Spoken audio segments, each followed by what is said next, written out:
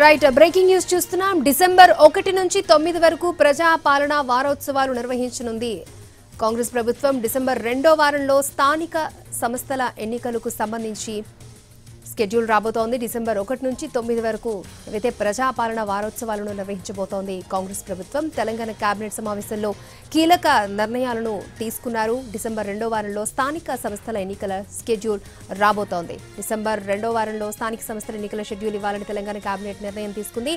ప్రజాపాలన వారోత్సవాల తర్వాతనే local body elections నిర్వహించాలని డిసైడ్ చేసింది కేబినెట్.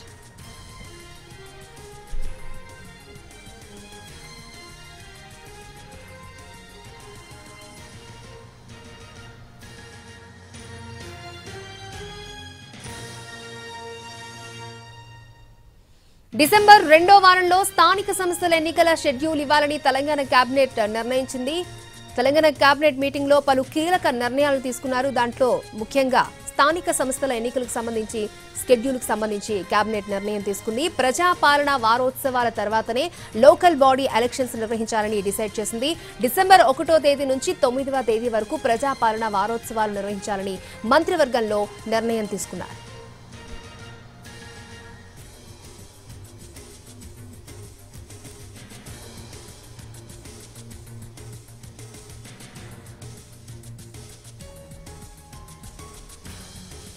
తెలంగాణ కేబినెట్ సమావేశంలో కీలక నిర్ణయాలు తీసుకున్నారు. డిసెంబర్ 2వ వారంలో స్థానిక సంస్థల ఎన్నికల షెడ్యూల్ ఇవ్వాలని తెలంగాణ కేబినెట్ నిర్ణయం తీసుకుంది. పూర్తి డీటెయిల్స్ అందించడానికి మా ప్రతినిధి సుధీర్ మనకు అందుబాటులో ఉన్నారు. Sudheer, over to you.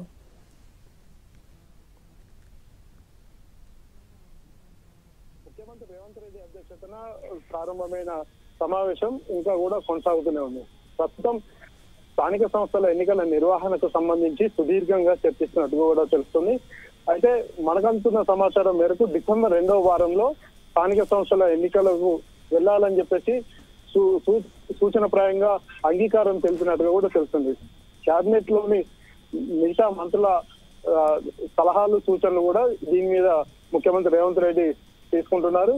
ఈ నేపథ్యంలోనే డిసెంబర్ 1వ తేదీ నుంచి 9వ తేదీ వరకు కూడా ప్రజాపాలన వారోత్సవాలు నిర్వహించాలని చెప్పేసి ప్రభుత్వం నిర్ణయం తీసుకుంది.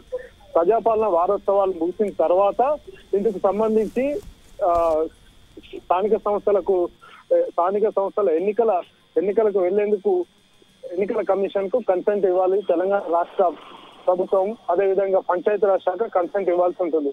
ఆ నేపథ్యంలోనే 1 నుంచి 9 వరకు ఈ వారోత్సవాలు చేసిన తర్వాత ఈ వారోత్సవాల్లో కూడా తెలంగాణ ప్రభుత్వ లక్ష్యాలు ఏవైతే ఉన్నాయో తెలంగాణ ప్రభుత్వ లక్ష్యాలను అదేవిధంగా పథకాలను పూర్తి స్థాయిలో ప్రజల్లోకి తీసుకువెళ్లాలని చెప్పేసి అయితే నిర్ణయించారు. ఇప్పటి వరకు తెలంగాణ ప్రభుత్వం రాష్ట్రంలో అమలు చేస్తున్న పథకాలు, సంక్షేమ పథకాలతో పాటుగా అభివృద్ధి కార్యక్రమాలను పెద్ద ఎత్తున ప్రజల్లోకి తీసుకువెళ్లాలని చెప్పేసి అయితే నిర్ణయించారు.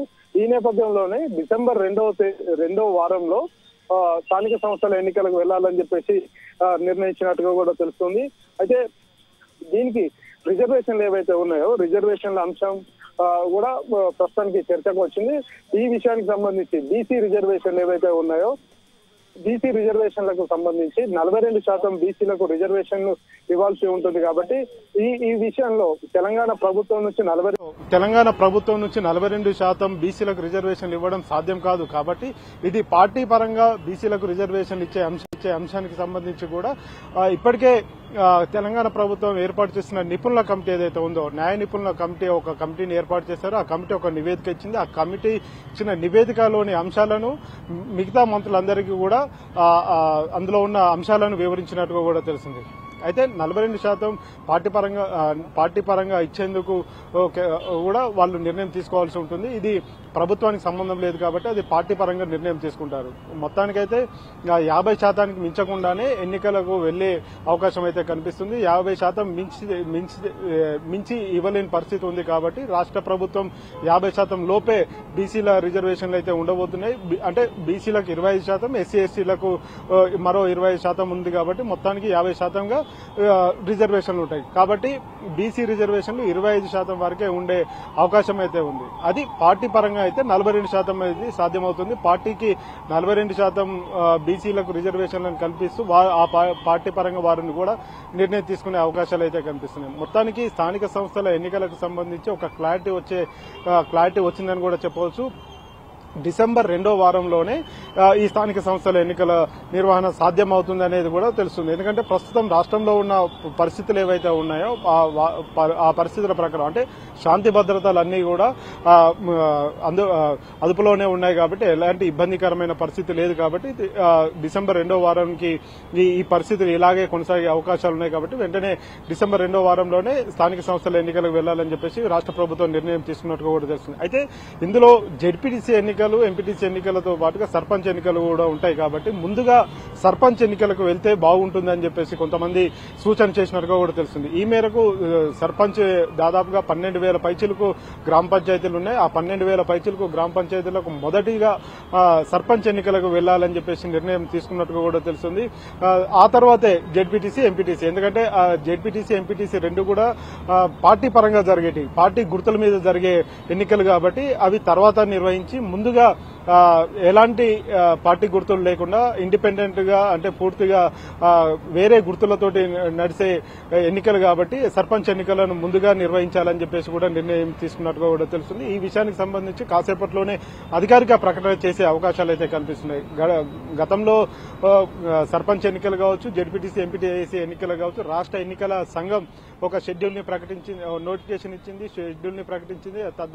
ఆ తర్వాత కొంతమంది ఈ ఎన్నికలకు కావచ్చు, అదేవిధంగా ఈ జీవోలు ఏవైతే ఉన్నాయో బీసీ రిజర్వేషన్లకు సంబంధించి బీసీలకు 42% రిజర్వేషన్ కల్పిస్తూ జీవో నెంబర్ 9 అదేవిధంగా 41, 42 జీవోలను సవాల్ చేస్తూ హైకోర్టును ఆశ్రయించడం జరిగింది.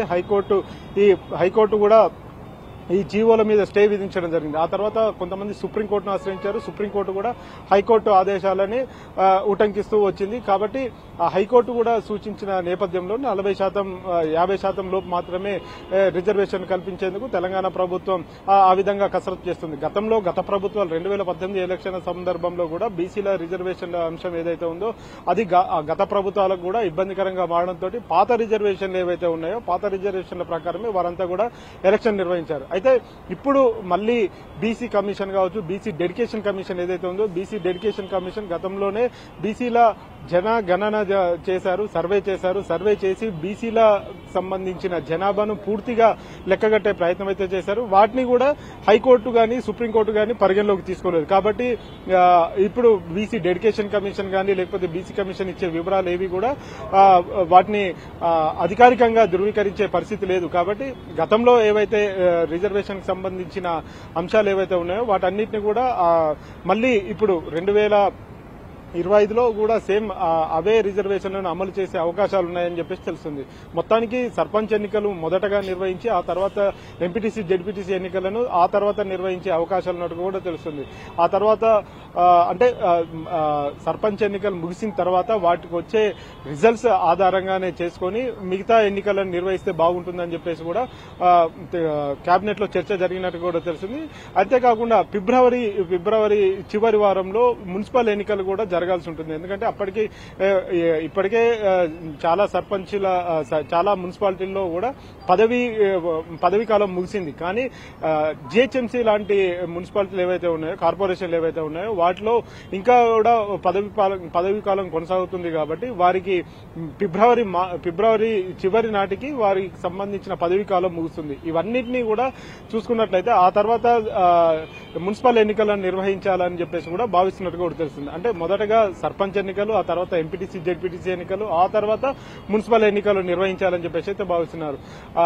వీటన్నిటికీ సంబంధించి కూడా ఇప్పుడు కేబినెట్ లో చర్చ జరుగుతుంది. ఆ తర్వాత కేబినెట్ కు సంబంధించిన పూర్తి అధికారిక ప్రకటన మంత్రులు చేసే అవకాశాలు ఉన్నట్టుగా తెలుస్తోంది. అక్షయ, సుధీర్, అలాగే జూబ్లీహిల్స్ బైపోల్లో గెలిచి మంచి ఉత్సాహంలో ఉంది, క్యాడర్ కూడా మంచి జోష్ లో ఉన్నారు. సో ఏ విధంగా సమాయత్తం అవ్వబోతోంది అంటారు కాంగ్రెస్ స్థానిక సంస్థల ఎన్నికలకు సంబంధించి?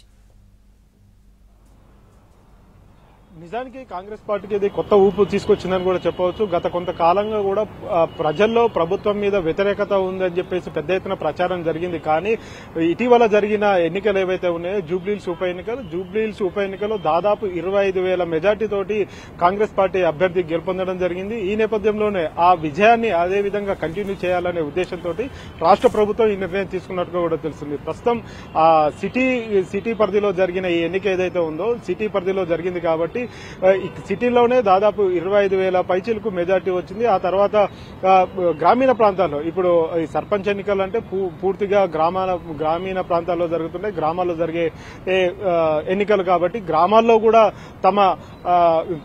తమ మీద అంటే తమ ప్రభుత్వం మీద ఎలాంటి అభిప్రాయం ఉందో తెలుసుకునేందుకు ఇవి ఉపయోగపడతాయని చెప్పేసి రాష్ట్ర ప్రభుత్వం భావిస్తుంది. చాలా మంది మంత్రులు కూడా ఈ విషయాన్ని చెప్తూ వస్తున్నారు. ఎందుకంటే సర్పంచులు, ఎంపీటీసీలు, జెడ్పీటీసీల పదవీ కాలం ముగిసి దాదాపు సంవత్సరం పైచిలకు సమయం అవుతుంది కాబట్టి ఇంకా ఆలస్యం చేస్తే దీనివల్ల ఇబ్బందులు ఎదుర్కొనే అవకాశం ఉంటుంది. ఎందుకంటే గ్రామీణ ప్రాంతాల్లో ఇప్పటికీ చాలా పనులు పెండింగ్ లోనే ఉన్నాయి. అక్కడ అభివృద్ధి పనులకు ఆటంకం జరుగుతుంది. కేంద్ర ప్రభుత్వం నుంచి రావాల్సిన నిధులు ఏవైతే ఉంటాయో ఆ నిధులన్నీ కూడా ఆగిపోయాయి. కాబట్టి ఇవి రాబోయే రోజుల్లో ఇంకా ఇబ్బందికరమైన పరిస్థితి ఉంటుంది. కాబట్టి అంటే ఇప్పుడు తెలంగాణలోని మేజర్ ప్రాంతమైన జూబ్లీహిల్స్ అసెంబ్లీ ఎన్నిక ఏదైతే ఉందో ఉప ఎన్నిక ఏదైతే ఉందో అందులో చెప్పుకోదగ్గ మెజార్టీ అంటే అది దాదాపుగా 25,000 మెజార్టీ అనేది చాలా పెద్ద మార్జిన్. ఇది ఈ మార్జిన్ రీచ్ అయ్యారు కాబట్టి ఇక గ్రామీణ ప్రాంతాల్లో కూడా మరొకసారి తమ ప్రభుత్వం మీద విశ్వాసం తెలంగాణ ప్రజలకు ఏ విధమైన విశ్వాసం ఉందో తెలుసుకునేందుకు ఈ ఎన్నికలు ఉపయోగపడతాయని చెప్పేసి అయితే భావిస్తున్నారు. అందులో భాగంగానే డిసెంబర్ 2వ వారంలో అంటే ఈ వారోత్సవాలు ముగిసిన తర్వాత ద్వితీయ వార్షికోత్సవానికి సంబంధించిన వారోత్సవాలు ముగిసిన తర్వాత ఈ ఎన్నికలు పెట్టుకోవాలని చెప్పేసి నిర్ణయించినట్టుగా కూడా తెలుస్తోంది. అక్షయ్. ఓకే సుధీర్.